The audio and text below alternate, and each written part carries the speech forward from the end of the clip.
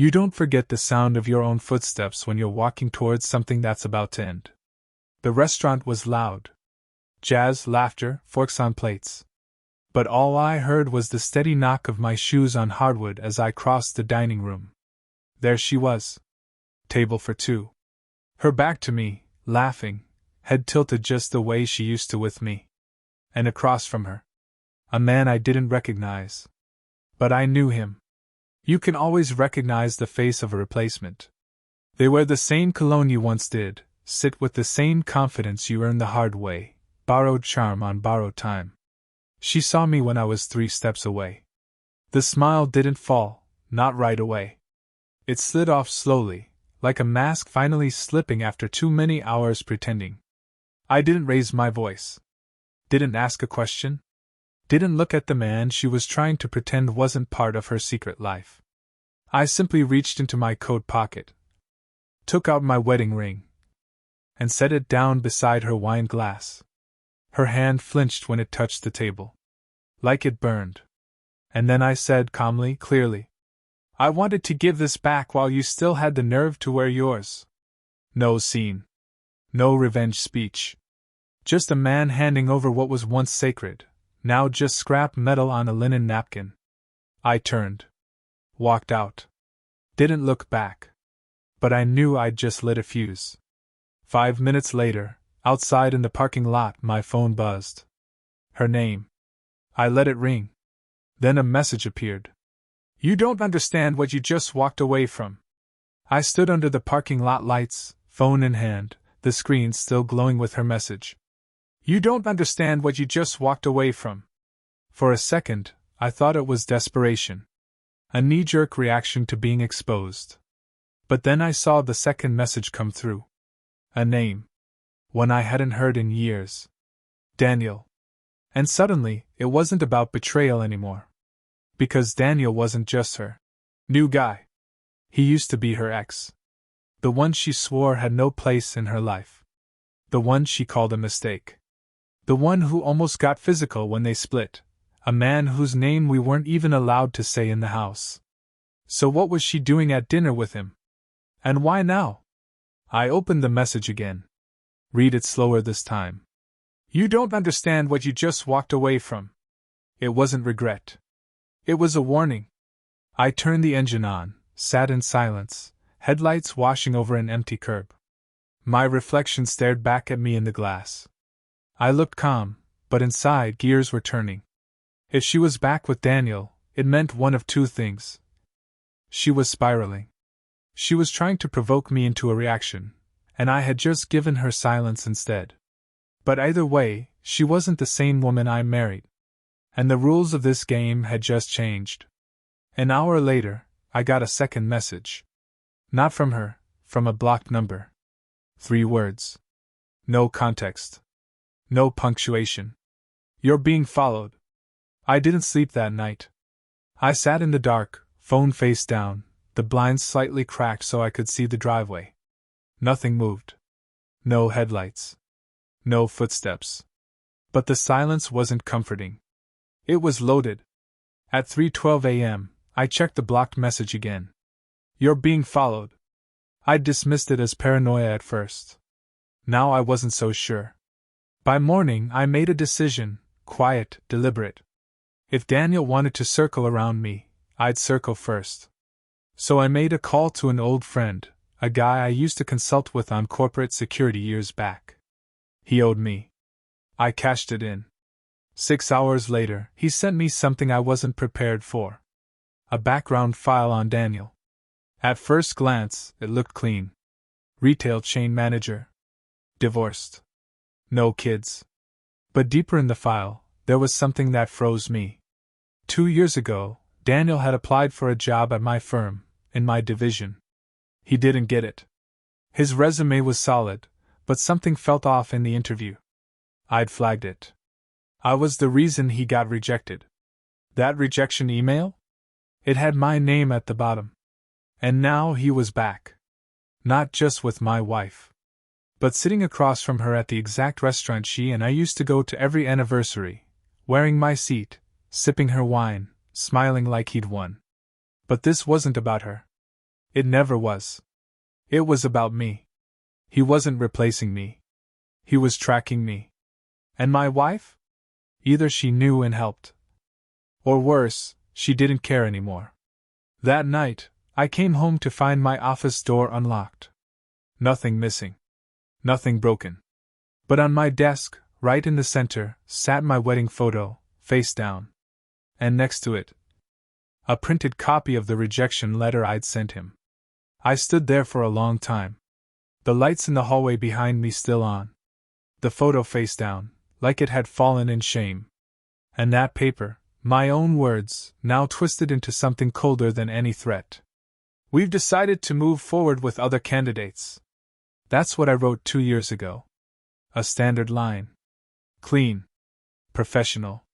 Now it felt like the first shot in a war I didn't even know I'd started. I wasn't angry. Not in the way I expected. I didn't punch a wall.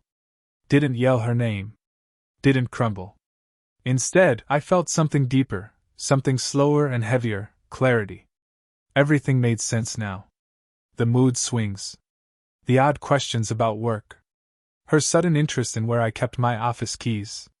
The way she laughed too loud on phone calls and hung up when I walked into the room. I used to think she was drifting away. But now I saw it for what it was. She wasn't drifting. She was guiding someone else in. Step by step. Door by door.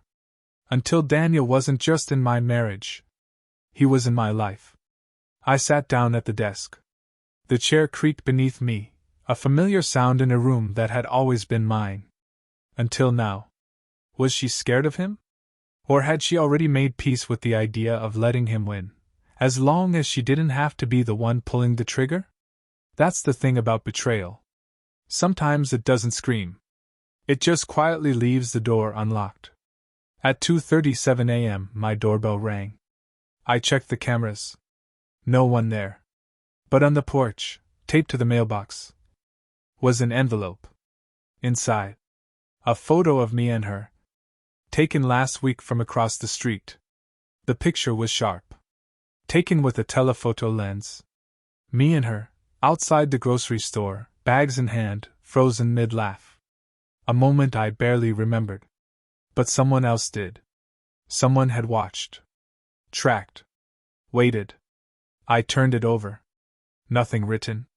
No timestamp. But it didn't need words. It was a warning. A message without a voice. And it worked. Not because I felt fear, but because I finally saw the shape of the game. This wasn't random. Daniel had been around. Watching. Waiting. And now, with her help, or at least her silence, he had gotten close enough to rattle me from the inside. But he made one mistake. He thought I'd stay on defense. That I'd hide behind doors, watch from behind curtains, wait for the next move. He forgot who I used to be before the marriage, before the compromise, before the slow erosion of edge and instinct. He forgot I wasn't built to watch. I was built to finish. That evening, I drove out to a private investigator I hadn't seen in years, retired now, but still sharp. I dropped the envelope on his table. I don't want noise. I want facts. Every place he's been. Every time he got close. And if she helped him, I want that too. He looked me over. You sure you want the truth? I'm done with peace.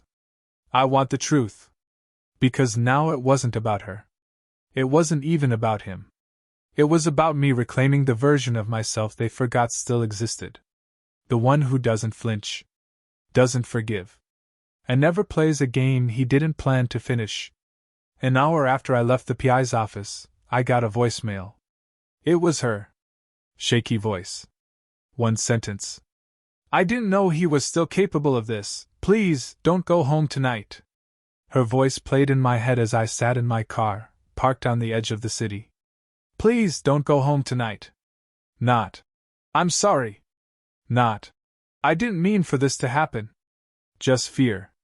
Late, broken, and useless. She wasn't warning me to save me.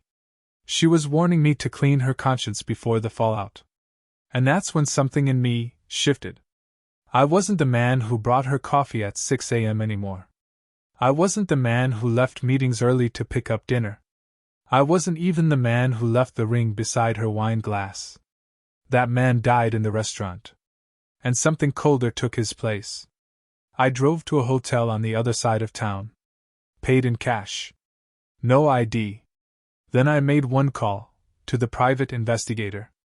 I told him to proceed with full access, phone logs, cameras, GPS pings. You sure? He asked. Once I open this box, there's no closing it. I don't want it closed, I said. I want it documented. Because I wasn't going to scream. I wasn't going to beg her back. I wasn't even going to confront Daniel. I was going to document everything. Every message. Every timestamp. Every lie. And when it was all gathered, I'd walk away. With receipts. This wasn't revenge. It was clarity. No emotions. No second chances. Just a clean break and the truth, stripped to the bone. Let her explain that to her friends. Let him pretend to win. I was done playing husband. Now, I was just a man cleaning house. At 3:04 a.m., my phone buzzed with one message from the investigator. You need to see this in person. Tomorrow. 9 a.m. Attached was a photo. Daniel. Standing outside my parents' house. 9 o'clock sharp. I was already parked outside the cafe where the investigator waited. He slid into the booth across from me, no small talk, just that same manila folder. Thick now. He opened it like it weighed more than paper. And in a way it did. First photo, Daniel at my parents' gate. Second, him leaning on the mailbox. Third, him talking to someone who looked just enough like my father to twist something in my gut. I leaned back, exhaled slow. Why my family? I asked. The investigator didn't blink. He's not after her anymore. He's trying to erase you, not just professionally, but personally. Your name. Your foundation. He's going for collapse, not closure. I felt something settle inside me. Cold. Still. I didn't rage. I didn't break. I did what men like me do when pushed to the wall. I recalculated. I made 3 calls that afternoon. First, my lawyer. Told him to begin immediate separation proceedings. No negotiations. No second chances. Just clean division, asset lock, and total silence. Second, a security firm. Quiet surveillance on my family. No panic. Just eyes. Because I don't fight chaos with noise. I fight it with precision. Third, my mentor, the only man who'd ever seen the darker side of me and didn't flinch. Told him everything. He said just one thing. End it with dignity. But end it completely. That night, I returned home for the last time. The lights were off. But she was waiting. On the couch. Phone in hand. Eyes glassy, as if maybe now, finally, she understood what she'd broken. I didn't yell. Didn't ask questions. Just walked past her into my office, took the one thing that mattered, the photo of my father shaking my hand at my wedding, and walked back to the front door. She spoke once. He told me it was never about you. But I think he lied. I stopped in the doorway. Then turned. No, I said. He told the truth. It was always about me. You were just the easiest way in. She stood up. You don't want to know what I gave him? I didn't blink. No. I already took back what matters. Then I closed the door and left her behind it. 3 months later, the silence stayed. No late-night messages. No surprise visits. No attempts to rewrite the ending. Daniel disappeared first. Lost his job. Then got caught trying to pitch code he didn't own, code he barely understood. The industry froze him out. Quietly. Permanently. She stayed in the city. But I heard she moved apartments. Smaller place. No photos on the walls. I never looked back.